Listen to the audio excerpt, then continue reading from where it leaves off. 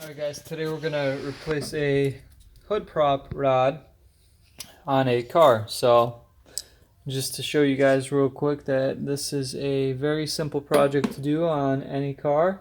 This applies to most cars, so we're using a Harbor Freight pick here.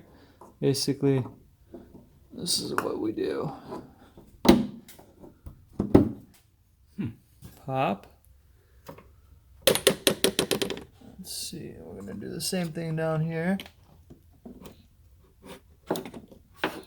That comes out just like that. This was not holding up our hood, creating a hazard. We are holding it. Okay, hold it for a second. This one should just pop right on. Down here, same thing. And Let does go. it hold? And now our hood is fixed. We don't have to use our hands. So,